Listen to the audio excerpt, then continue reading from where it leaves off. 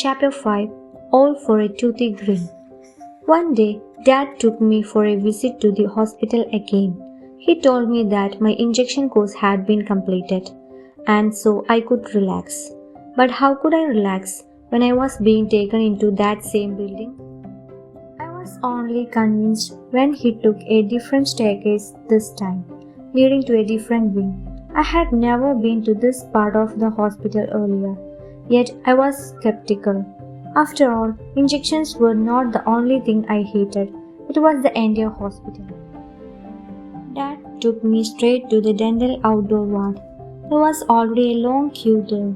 Dad handed over the ticket to the compounder, who placed it underneath the stack of the tickets on the doctor's table. He then placed a paperweight over the pile and went back to relax on the stool by the door. I wondered why we were there. I looked at the people around me. They all had their mouths closed, so I could not get to know what sort of dental problems they had, which made me wonder, what sort of a problem did I have? Everything was fine with me. I had neither complained of any toothache, nor did I have foul breath. So I asked my father, "Daddy, you have a problem with your teeth?" "Ki? What?" he asked absent-mindedly. "Tuhade dant kharab hai? Something is wrong with your teeth?" I asked him in Punjabi this time. He laughed and shook his head. "Nahi nahi." "Ta fir aisi aidi kyun aaya hai?" I asked, wondering why we were there in that case.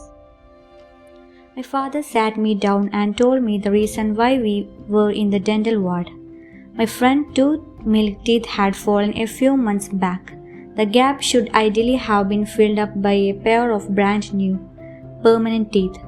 My family kept expecting this act of nature to happen by itself. But nature had been probably too busy with other things and forgotten me, so we needed a doctor who could become nature's proxy for me. About half an hour later, the doctor called my name, Ravinder Singh. My father flung into action. He asked me to quickly put back on the rubber slippers that had fallen off my hanging feet. Together, we rushed inside the room. The room was bright with sunrays, which flooded into it from a spacious window behind the dentist. There was a person sitting next to the dentist, with a black bag on his lap. Once in a while, he pulled out a medicine from it and kept talking about it to the dentist. Dad told me that this man was a medical representative. I don't know what exactly he wanted, but the dentist did not seem even a bit interested in his talk. The only time the dentist looked at him was when he placed a nice-looking pen set, a diary, and a calendar on his table. Looking at them, the dentist asked the same things again. The medical representative slipped his hand inside his bag again and brought out a plastic torch, which he placed on the table with a huge smile. Soon after this, he left. I wondered why he had spent so much time explaining about the medicines when the real thing the dentist was interested in was that torch. I looked around. The walls around me had neatly labeled diagrams of jaws and teeth. The words incisor, canine, molar, and premolar in one of the pictures appeared familiar to me. I had read about them in my science class. I wanted to show my father my brilliance, so I tugged at his hand, wanting to tell him that we should tell the dentist that my incisors had failed to develop. But he ignored me and continued to explain the problem himself. I continued to look at the decorated walls. There was a poster of a beautiful lady with glittering white teeth. She had a tube of white and red striped toothpaste in her hand. She had a beautiful smile. Now, finally, the dentist looked at me and asked me to open my mouth. I smiled, imitating the smile of the lady in the poster. The dentist, unimpressed, asked me to look towards him and not towards the poster. "Don't smile, Ravinder. Open your mouth like this," Ah, he showed me how to do it. He looked funny. I had guessed the smile was a nice way to reveal my teeth, including the absent ones. However, this time I opened my mouth as wide as possible and sang "ah" as loud as possible. I made my tongue dance to the sound. As I held my mouth wide open for the longest time, my eyes seemed to shrink and my cheeks were stretched. I had invested a lot of energy in sustaining that shock. Everyone around me was looking at me. Okay, this is enough, the dentist finally said. I closed my mouth and turned my attention back to the smiling lady with the toothpaste. The dentist explained a few things to my father, which I completely ignored. He prescribed some medicine for me and asked us to visit him again after 2 days. The last thing I heard him saying was that the procedure would take an hour when we visited next, so I would have to miss a period or two at school. I checked with Dad if he was going to do anything to me and whether it was going to be painful. Dad shook his head. All I had to do was to take the medicines and come and show the doctor my teeth, the way I had done today. I realized that after 2 days I could legitimately bunk school. For the next 2 days, each meal I ate was followed by a medicine. One day, 3, I looked at myself in the mirror while brushing my teeth to see if by any chance the medicines had worked and I had new teeth. Nothing. The inside of my mouth appeared more or less just as it had 2 days back. Pagal dentist, I told myself in the mirror. At school, I proudly told all my friends that I would be there for only half the day. I was going to bunk the second half. That was the right on time to pick me up. And as my classmates watched with envy, I quickly put my school bag on my shoulders and ran to Dad. It all started exactly the way it had started the other day. We first got a slip made, took the other staircase and walked through the other wing and arrived at the outdoor dental ward, where a lot of people were waiting in the queue. I peeped inside the dentist's room to see if the lady with the glittering smile was still there on the wall. Yep, she was right there, still smiling and still holding that toothpaste. Shall we start then? The doctor looked at my father and asked. After they had discussed a few things, Dad nodded without looking at me. The dentist called for a nurse and asked me to follow her. I looked at the Dad's face. His silence rang a warning bell in my head. Though I followed the nurse, there were a lot of thoughts in my mind. She led me to a vacant cabin on the extreme right of the dental ward. In no time, I found myself sitting on a long, reclining chair. The nurse referred to it as the dentist chair and adjusted it for me. She pulled a lever. It leant back. She pulled another one, and I was above the ground. I asked her what was on her mind. She didn't say a single extra word. Meanwhile, the dentist appeared. As he came closer to me, I watched him slip his hands into a pair of gloves. He then strapped on a mask. Watching that made me sure that something terrible was in store for me. I was trapped in that elevated reclining chair. I asked the dentist what was going to happen. "We are going to bring your teeth out of your gums," he replied. "What?" I asked, and when no one answered, I asked again, "How?" "We will have to make a small cut in your gums," and he dropped a bomb into my open mouth. "You are going to cut my gums?" "No, please. It's going to hurt," I yelled. The dentist and the nurse ignored me. I asked them to call my father. They still ignored me. The dentist and the nurse were now almost ready to dissect my tiny pink gums. The nurse adjusted the overhead light so that it fell right on my face. It blurred my vision for a second. The dentist picked up his tools and asked me to open my mouth. I was petrified. No, no, it's going to hurt. I kept repeating. My leg trembled. I wanted to get off that reclining chair and escape, but it was impossible to get off. The dentist said it won't hurt because he was going to give me anesthesia. As he mentioned that, he picked up a large injection. It had a long needle that would have been around 4 inches, if not 5. He brandished that horrible thing right in front of my scared eyes.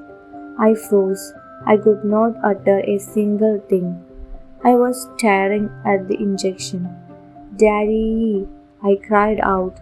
No, I screamed. It was probably the loudest and the longest scream of my entire life. I am quite sure it could be heard much beyond that small cabin, the dental ward, traveling down the staircase right into the parking lot. In its long journey, my scream must have announced my panic to almost everyone present in that hospital, including my father. In no time, Dad came running into the cabin. He looked at the dentist and the nurse. They had left whatever they had been holding so far. Their hands were on their ears. It was all only too clear. The dentist looked at my father and did not feel the need to say anything. My father apologized on my behalf. I looked at my father and begged him to take me away. He patted my back and told me that it was important that I allow the dentist to operate on my mouth. He explained that if this was not done, I would be left toothless for the rest of my life. "I'm fine with that. I don't want this. Please, Daddy." I had begun to cry. "You won't even get to know. It won't hurt at all after you take this anesthesia," the dentist pitched in. It took me a minute to frame my answer. Oh God, how dumb. This anesthesia injection itself is going to hurt now.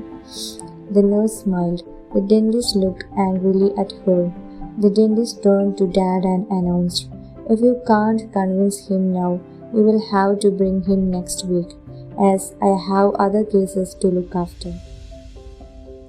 I thought of telling him to postpone it, but right then, Dad recalled that next week he would be out of station, so the operation had to be done that day itself. Half an hour later, with me on that dentist chair, our negotiations and peace talks had failed. The outcome of this failure was simple. We were at war. United they stood. Alone I sat. Dad asked the dentist to proceed with my operation. The dentist again picked up his syringe and filled it. I took up my attacking position. The moment the dentist came close to me, I punched into the air between us, narrowly missing the injection. Dad shouted at me and asked the nurse to pin down one of my arms.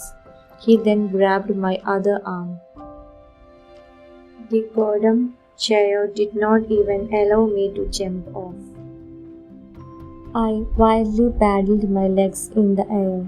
A few cotton balls, along with a few dental instruments, fell over the big arm of the chair, and I screamed my lungs out. It was not only difficult, but almost impossible for the dentist to inject me.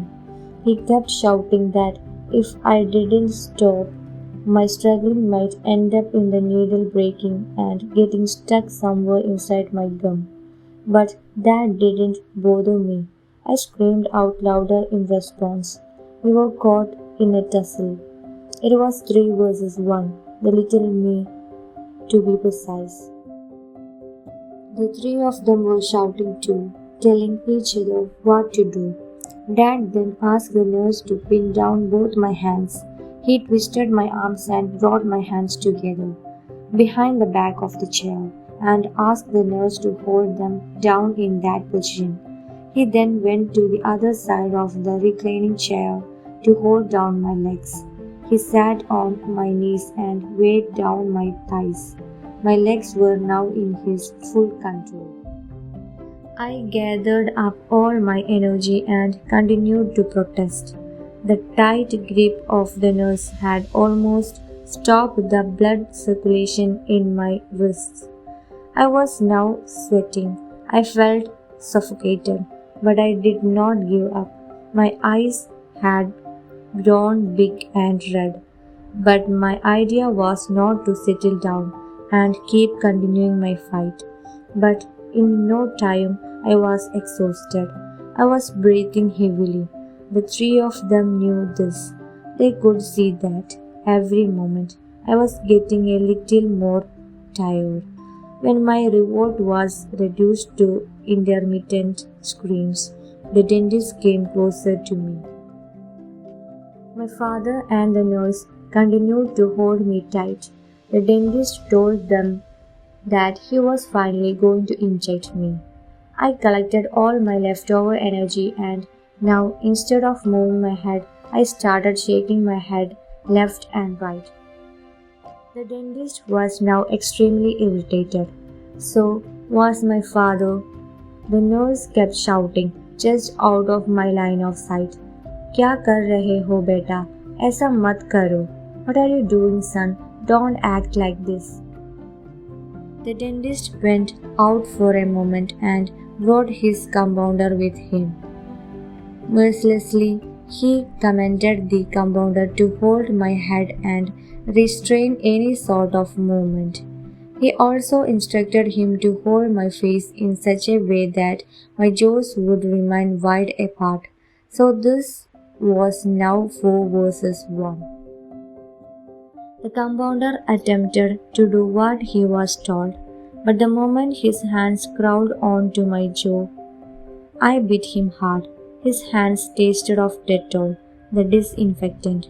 I immediately spat out, and the spit landed on the dentist's apron.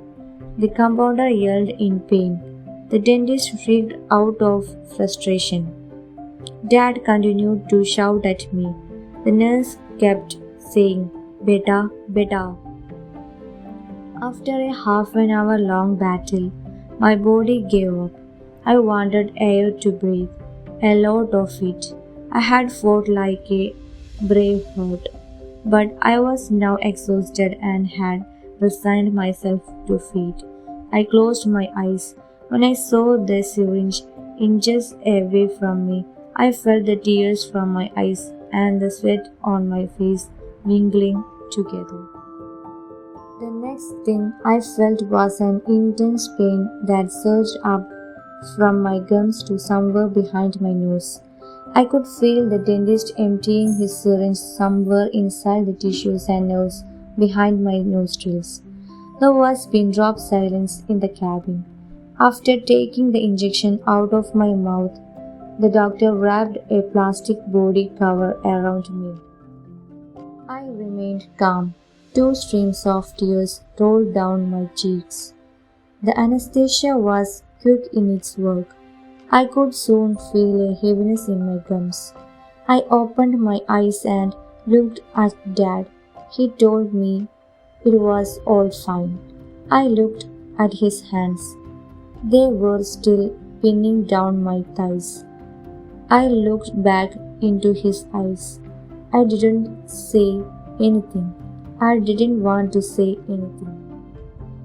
I closed my wet eyes and remained calm for the rest of the procedure. After about 20 minutes, the dentist tapped my shoulder and told me, "It's all over.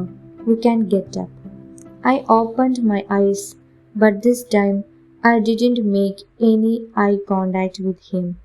I had heard what he had said, yet I didn't move. I ignored it and him. The nurse let go of my hands. My father got up and came closer to me. He assured me that the operation was over. He patted my shoulder in an attempt to comfort me. I didn't make any contact with him either, nor did I speak. When he asked me to get up, I didn't move, and he left me alone and went away to consult the dentist about what I should eat and what I should not. I got up unnoticed and walked out of the room. While walking out of the cabin, I came across a wash basin with a mirror installed on the wall above it. I looked at myself. My nose and lips were still inflated. There were a few bloodstains on my shirt and around my lips. I tried to open my mouth. I was not able to feel anything. The effect of the anesthesia was still there. I was merely able to pull down my lower lip. I saw cotton stuffed in my mouth, surrounding my front upper gums. The dentist shouted from behind me, "No, don't take the cotton out." I tucked my t-shirt into my shorts and walked out of the room alone. In the meantime, Dad had finished his conversation with the dentist and followed me out. "Chalo, gut chilling. Let's go home," he said and took my hand. I didn't say anything but followed him, but not before slipping my fingers out of his hands.